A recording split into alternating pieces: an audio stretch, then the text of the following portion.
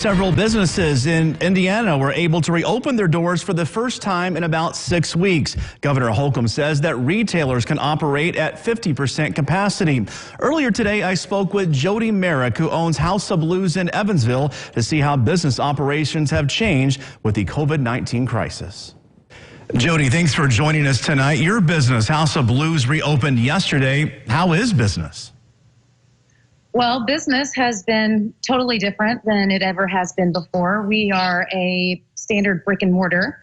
So after all of this came about, things have been different from the get-go. And that's why reopening is so vital to the core of our business, but doing so in the safest way that we can. And, just making sure that, we're still being able to provide the experience that our customers are used to. We, create an atmosphere here at the store. And doing that virtually has definitely been a challenge over the past 6 to 7 weeks. But we're all kind of learning a new way.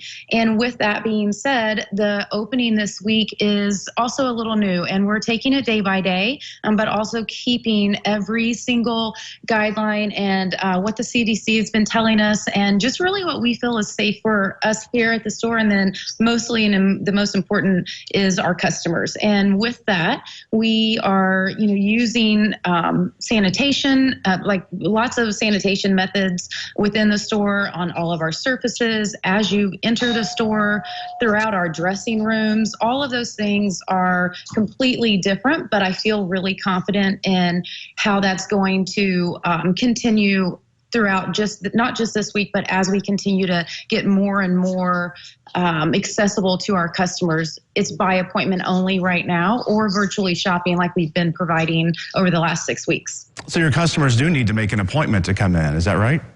Yes, and that's mostly for the safety of everyone. The square footage of this store allows for multiple people to safely distance. It's over 3,000 square feet, but I just felt better having scheduled appointments, and then that way I could make sure that in between each one, we were able to clean any dressing rooms that needed to be cleaned, making sure everyone feels safe, and just not knowing how it was going to go. I just felt like this week it was going to continue to be by appointment only, so I could control and manage that a lot better. And you told me earlier that you were really surprised at the number of people who came in yesterday. I was surprised by the number of people that wanted to come in yesterday. I wasn't prepared for that, and I did not set the day up for that amount of time. So we moved some people around, rescheduled for later on this week.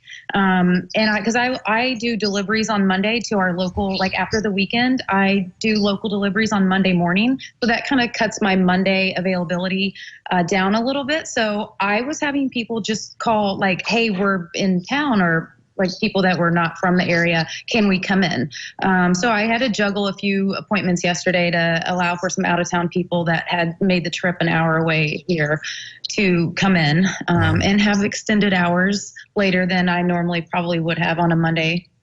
Now, are you asking your customers to wear a face mask? And what about if they want to try on clothes? That has been a question I feel like we're all a little uncertain of. We have commercial steamers here in the store that I feel really confident that would take care of any germs that would possibly be on them. Or if the customer feels the need when they get home, they can launder the clothing right away. They can put it in the dryer. The heat itself is fine for that. And as far as the mask, we will be wearing masks when people come in. I don't wear a mask all day long if no one is here. And I recommend or encourage customers to wear a mask if they feel they need to. But the social distancing part of it, I think, will be enough in here when it's a one-on-one situation for the time being. And that was Jodi Merrick, the owner of House of Blues in Evansville.